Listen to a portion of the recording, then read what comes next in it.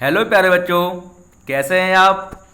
I hope आप सब अच्छे होंगे, स्वस्थ होंगे और आप अपनी स्क्रीन पर देख रहे होंगे कि आज हम पढ़ेंगे शिक्षा निदेशालय राष्ट्रीय राजधानी क्षेत्र दिल्ली की वर्कशीट 43 और ये 13 अक्टूबर 2020 की वर्कशीट है और ये क्लास 10th के लिए है। विषय है सामाजिक विज्ञान के अंतर्गत राजनीति विज्ञान और यहाँ पर आप अपना नाम लिखोगे, यहाँ पर अपने क्लास टीचर का नाम लिखोगे। और आज का जो टॉपिक है वो बहुत ही इंटरेस्टिंग है जिसका नाम है राजनीतिक दल। राजनीतिक दल पर अगर चर्चा होती है तो हमारे बड़े भी यानी कि हमारे परिवार के लोग भी बड़े चटकारे लेकर उस पर चर्चा करते हैं या बातचीत करते हैं। तो राजनीतिक दल बहुत ही इंटरेस्टिंग टॉपिक है जिसके बारे में हम आज अध्ययन करेंगे। राजनीतिक दल का अर्थ समझ लेते हैं। क्या होता है राजनीतिक दल का अर्थ? एक ऐसा संगठित समूह जो चुनाव लड़ने और राजनीतिक सत्ता प्राप्त करने के उद्देश्य से काम करता है। यानी कि ऐसा संगठित समूह जो चुनाव लड़ने का काम करता है, क्योंकि हमारा देश क्या है, लोकतांत्रिक देश है। तो जो चुनाव लड़ते हैं वो राजनीतिक दल और राजनीतिक सत्ता प्राप्त करने के उद्देश्य से काम करते हैं। तो ये क्या कहलाते हैं? राजनीतिक दल कहलाता है। इसका मतलब ये हुआ कि एक ऐसा संगठित समूह जो चुनाव लड़ने का काम करता है और चुनाव लड़ने के बाद में राजनीतिक सत्ता प्राप्त करने के उद्देश्य से काम करता है, क्या कहलाता है? राजनीतिक दल कहलाता है। और राजनीतिक दल के 3 प्रमुख हिस्से होते हैं। एक होता नेता, दूसरा सक्रिय नेता और तीसरा अनुयायी या समर्थक। प्रमुख नेता आप देखते होंगे टीवी पर, अपने बहुत सारे प्रमुख नेता है अपने अपनी पार्टियों के। जैसे अगर बीजेपी की बात की जाए तो बीजेपी में कौन है प्रमुख नेता? बिल्कुल बिल्कुल बच्चों, सही कह रहे हो आप। हाँ, श्री नरेंद्र मोदी जी, जो अभी हमारे देश के क्या है, प्राइम मिनिस्टर हैं। और कांग्रेस के राहुल गांधी और श्रीमती सोनिया गांधी जी, बिल्कुल। और आम आदमी पार्टी के, हाँ बिल्कुल, मिस्टर अरविंद केजरीवाल जी, जो आम आदमी पार्टी के प्रमुख नेता हैं। ऐसे ही होते सक्रिय नेता। सक्रिय नेता क्या होते हैं? ये आपने देखा होगा कि जब भी कोई भी व्यक्ति किसी भी पार्टी की बुराई करने लग जाए ना, तो ये सक्रिय नेता क्या करते हैं? उसकी अच्छाइयों के पुल बांध देते हैं और आपको हार मान के उनकी बात को मानना पड़ेगा। क्यों? क्योंकि ये आपके ऊपर हावी हो जाते हैं। देखा होगा फेसबुक पर अगर कुछ भी काम करती है किसी पार्टी ना, तो उसके सक्रिय नेता जो होते हैं ना, वो फेसबुक पर बहुत बढ़िया पुल बांधने की तारीफ हो गई है ना। ट्विटर पर जब भी आप कोई अपना अकाउंट खोलोगे फेसबुक वगैरह, तो उस पर ये सक्रिय नेता हमेशा एक्टिव रहेंगे, अपनी पार्टी के बारे में पुल बांध के रखेंगे। और आपने अगर जरा सी भी उसके बारे में बुराई कर दी किसी पार्टी की, तो आपको क्या नाम है, उल्टा सीधा बोलना स्टार्ट कर देंगे और अपनी पार्टी के बारे में बहुत अच्छा ही व्यक्त करेंगे। ये होता है सक्रिय नेता। ये कहाँ मिलेंगे आपको? ये अधिकतर चाय की दुकान में मिल जाएंगे, नाई की दुकानों में मिल जाएंगे, अपनी पार्टी की बढ़ाई की यानी कि प्रशंसा की चर्चा करते हुए। ये होता है तीसरे अनुयायी या समर्थक होते हैं। ये पार्टी से तो जुड़े होते हैं परंतु इनको पार्टी से ज़्यादा कोई लेना देना नहीं होता। जब इलेक्शन आते हैं तो उस पार्टी को वो वोट देकर चले जाते हैं। जबकि सक्रिय नेता क्या होते हैं? जब भी कोई पार्टी की रैली होगी या कुछ भी होगा तो सबसे आगे रहेंगे वो, और वोट डलवाने के लिए भी सबसे आगे रहते हैं कि हाँ भाई इस पार्टी को वोट डालना, हमारी पार्टी को डालना, हमारी पार्टी बहुत बढ़िया है ना। तो ये सक्रिय नेता जो होते हैं वो प्रमुख नेताओं से भी अधिकतर जुड़े हुए होते हैं। तो बच्चों, राजनीतिक दल के 3 प्रमुख हिस्से हो गए। कौन कौन से? नेता, सक्रिय नेता और अनुयायी या समर्थक। अब आती है बात कि राजनीतिक दल क्या काम करते हैं और राजनीतिक दलों की आवश्यकता क्यों है ना। राजनीतिक दलों की आवश्यकता और राजनीतिक दलों के कार्य, दोनों की बात एक ही है। जो कार्य है वही आवश्यकता है राजनीतिक दलों की। तो दोनों के एक साथ हो जाएगा इसके आंसर। इसको हम दोनों के एक साथ समझ लेते हैं। राजनीतिक दलों के कार्य, सबसे पहला तो हमारा देश क्या है, एक लोकतांत्रिक देश है जिसमें चुनाव बहुत ही इंपॉर्टेंट है। प्रत्येक 5 साल बाद हम अपना विधायक चुनते हैं, अपना एमएलए चुनते हैं या अपना सांसद चुनते हैं और वही फिर सरकार बनाते हैं। तो राजनीतिक दल का सबसे प्रमुख कार्य क्या है? चुनाव लड़ना। और चुनाव लड़ने के बाद में दूसरा कार्य क्या बनता है? सरकार बनाना व चलाना। जिस पार्टी को बहुमत मिलता है वो पार्टी क्या करती है? वो पार्टी सरकार बनाती है, वह सरकार को चलाती है। बहुमत का मतलब ये हो गया जैसे अपने दिल्ली में 70 विधानसभा सीटें हैं, ठीक है, तो आधे से ज़्यादा सीटें जिसको मिलेगी वही पार्टी सरकार बनाएगी।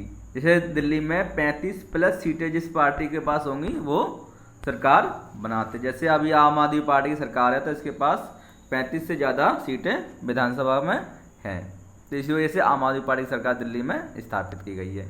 और केंद्र में बीजेपी की सरकार है, तो इसका मतलब ये भी है कि बीजेपी को भी बहुमत प्राप्त है केंद्र सरकार में। और अगर किसी को बहुमत प्राप्त नहीं होता तो गठबंधन की सरकार बनती है। कौन सी सरकार बनती है? गठबंधन की। गठबंधन का मतलब ये हुआ 2 या 2 से अधिक पार्टियां मिलकर आपस में गठबंधन कर लेती हैं और सरकार का निर्माण करती हैं। तो सरकार बनाने का काम किसका है? राजनीतिक दल का है।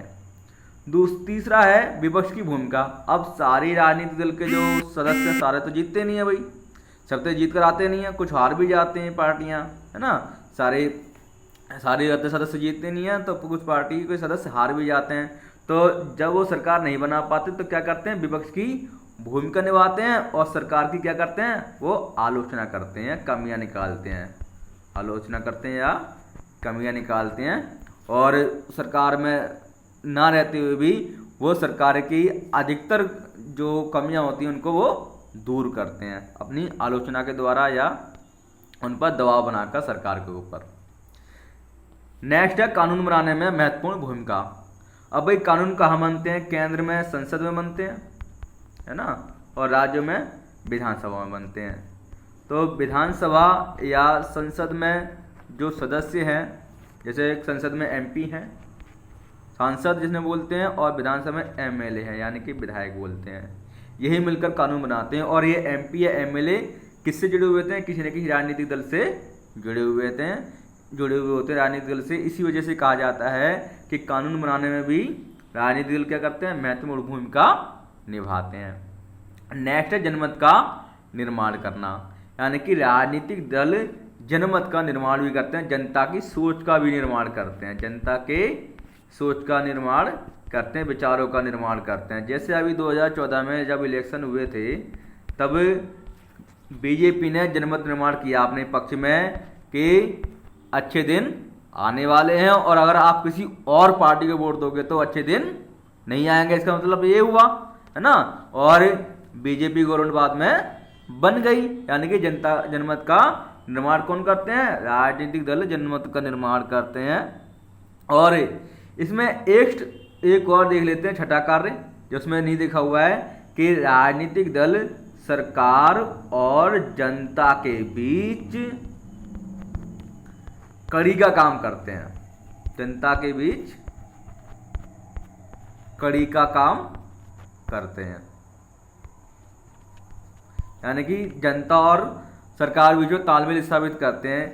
जैसे जो सरकारी नीतियां हैं, ठीक है, उनका प्रचार करते हैं, सरकारी नीतियों का जनता को बताते हैं कि हमारी जो सरकार है वो ये काम कर रही है ना। भाई ऐसा है, आपकी जो भी सरकारी नीतियां हैं या जैसे जनधन योजना आई, है ना, और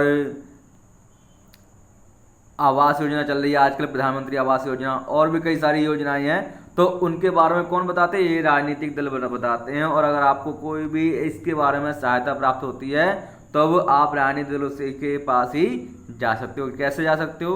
जो आपके सक्रिय नेता होते हैं ना, छोटे भैया नेता आपके क्षेत्र में मिल जाते हैं, आप सीधे पीएम के पास में या मुख्यमंत्री के पास या विधायक के पास तो नहीं जा सकते, परंतु ये जो सक्रिय नेता हैं आपके गली मोहल्ले में मिल जाएंगे। इनके माध्यम से आप अपने क्षेत्र के विधायक या निगम पार्षद या जो आपके सांसद होते हैं उनसे आप मिलकर अपनी सरकारी सहायता यानी कि सरकारी नीतियों जो भी आप अपनाना चाहते हो उससे संपर्क स्थापित कर सकते हैं इन सक्रिय नेताओं के द्वारा। अब इसमें आता है राजनीतिक दलों की आवश्यकता। तो बात वही है, जो राजनीतिक दल के कार्य हैं वही, परंतु यहाँ पे भारी भरकम शब्द दे रखे हैं, बस इतना सा ही अंतर है। जैसे पहला काम क्या है, आवश्यकता क्यों है पहले इसकी? प्रतिनिधित्व पर आधारित लोकतांत्रिक व्यवस्था के लिए आवश्यक, यानी कि अपना भारत देश जो है लोकतांत्रिक देश है और यहाँ पर रिप्रेजेंटेटिव चुने जाते हैं, यानी कार्य करने के लिए प्रतिनिधि चुने जाते हैं। और प्रतिनिधि कैसे चुने जाएंगे? चुनाव के द्वारा। तो पहला काम क्या हो गया? क्यों आवश्यकता है? पहले चुनाव लड़ने के लिए राजनीतिक दलों की आवश्यकता होती है। नंबर 2, देश के प्रति उत्तरदायी सरकार के लिए आवश्यक, यानी कि चुनाव लड़कर जब आएगी तो सरकार का निर्माण किया जाएगा। तो सरकार को चलाना व सरकार बनाना किसका काम है? राजनीतिक दलों के। इसलिए हमें राजनीतिक दलों की आवश्यकता पड़ती है देश के प्रति उत्तरदायी सरकार बनाने के लिए। नंबर 3, सरकार की नीतियों पर अंकुश लगाने के लिए, यानी कि जो सरकार जो भी कानून बनाती है उसकी आलोचना, कमियां निकालने के लिए, है ना, राजनीतिक दल इसकी कमियां निकालते हैं, इसके लिए उसकी हमें आवश्यकता पड़ती है राजनीतिक दलों की। इसका मतलब ये हुआ कि विपक्ष की भूमिका भी राजनीतिक दल निभाते हैं। नंबर 4, सरकार का समर्थन करने एवं उस पर अंकुश रखने हेतु, यानी कि जो अच्छी जो कानून है उनकी तो बढ़ाई करना, भाई समर्थन करना कौन करता है? समर्थन राजनीतिक दल करते हैं। और अगर कोई गलत काम है ना, गलत कानून बनता है तो उस पर अंकुश लगाते हैं, उस पर रोक लगाते हैं। यानी कि राजनीतिक दल सरकार में जो सरकार जो होती है उसमें कानून बनाने का काम भी महत्वपूर्ण होता है। तो राजनीतिक दल कानून बनाने में महत्वपूर्ण भूमिका निभाते हैं। नंबर 5 है, जब समाज बड़े और जटिल हो जाते हैं तब उन्हें विभिन्न मुद्दों पर अलग अलग विचारों को समेटने और सरकार की नज़र में लाने के लिए राजनीतिक दलों की जरूरत होती है। यानी कि जनमत का निर्माण करने के लिए भी राजनीतिक दलों की आवश्यकता होती है। तो बच्चे आज की वर्कशीट थी। अब आप इसके प्रश्नों और उत्तर अपनी कॉपी में लिख लीजिए। पहला प्रश्न है, हमारे देश में राजनीतिक दलों की जरूरत क्यों है? नंबर 2, राजनीतिक दलों के कार्यों की व्याख्या कीजिए। तो आपने कार्य हमने पढ़ी लिए, लिख लीजिए। राजनीतिक दलों से आप क्या समझते हैं? बिल्कुल ऐसा संगठन जो इलेक्शन लड़ने के लिए तैयार रहता है और राजनीतिक सत्ता प्राप्त करने के लिए काम करता है, राजनीतिक दल कहलाता है। नंबर 4, राजनीतिक दलों के कुछ अन्य कार्यों का उल्लेख कीजिए जो आपके क्षेत्र में करते हैं। अपने अनुभव के आधार पर इनकी व्याख्या कीजिए। बच्चों मैं आपके हेल्प के लिए इन प्रश्नों के उत्तर लिख रहा हूं, आप अपने अकॉर्डिंग भी इनके आंसर लिख सकते हैं। पहला प्रश्न है, हमारे देश में राजनीतिक दलों की जरूरत क्यों है? तो क्यों है भाई? इसलिए कि अप्रत्यक्ष लोकतंत्र में सरकार के गठन के लिए, यानी कि सरकार के निर्माण के लिए, लोकतंत्र की में सरकार के गठन के लिए राजनीतिक दलों की आवश्यकता होती है। नंबर 2, सरकार के नीतियों पर अंकुश लगाने के लिए, जो भी सरकार गलत कानून आती है तो उस पर अंकुश लगाने के लिए राजनीतिक दलों की आवश्यकता होती है। नंबर 3, चुनावों में विकल्प उपलब्ध करवाने के लिए। भाई अगर एक ही व्यक्ति चुनाव लड़ेगा, अलग अलग पार्टियां नहीं होंगी, हमारे देश में विभिन्न प्रकार की पार्टियां हैं, विभिन्न प्रकार की, तो उसमें क्या है, हमें जनता को क्या होता है, चुनाव में विकल्प मिल जाता है राजनीतिक दल होने से। अगर राजनीतिक दल नहीं होंगे तो विकल्प नहीं मिलेगा। नंबर 4, सत्ता की साझेदारी के लिए, सत्ता की साझेदारी के लिए भी राजनीतिक दलों की आवश्यकता होती है। प्रश्न नंबर 2, राजनीतिक दलों के कार्यों की व्याख्या कीजिए। तो राजनीतिक दल क्या क्या काम करते हैं? सबसे पहला चुनाव लड़ते हैं वो, है ना। दूसरा सरकार बनाना व चलाना। तीसरा विपक्ष की भूमिका निभाना। चौथा कानूनों का निर्माण करना। पांचवा जनमत का निर्माण करना। और छठा है सरकार और जनता के बीच कड़ी का काम करना। ठीक है, जनता से और सरकार के बीच में राजनीतिक दल जुड़े रहते हैं। प्रश्न नंबर 3 है, राजनीतिक दलों से आप क्या समझते हैं? तो एक ऐसा संगठित समूह जो चुनाव लड़ने और राजनीतिक सत्ता प्राप्त करने के उद्देश्य से काम करती है, राजनीतिक दल कहलाता है। प्रश्न नंबर 4 है, राजनीतिक दलों के कुछ अन्य कार्यों का उल्लेख कीजिए जो वे आपके क्षेत्र में करते हैं। अपने अनुभव के आधार पर इनकी व्याख्या कीजिए। राजनीतिक दल बहुत से कार्य करते हैं, है ना, तो वे आपके क्षेत्र में जो कार्य करते हैं उसको आपके अपने अनुभव के आधार पर आपको उनका व्याख्या करनी है। राजनीतिक दलों के कुछ अन्य कार्य जो हमारे क्षेत्र में वे करते हैं वो इस प्रकार हैं। खेल प्रतियोगिता का आयोजन करवाते हैं वो। कई राजनीतिक दल अपने क्षेत्र में खेल प्रतियोगिता का आयोजन करवाते हैं तथा प्रतिभाशाली खिलाड़ियों को और पुरस्कार भी देते हैं वो।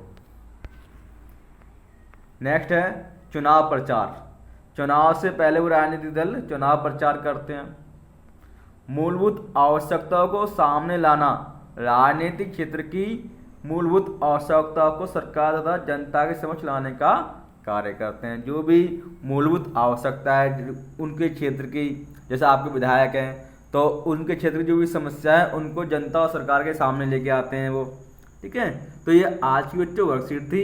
इस वर्कशीट का अपने प्रश्न उत्तर अपनी कॉपी में लिख लीजिए और इस वीडियो को देखने के लिए धन्यवाद।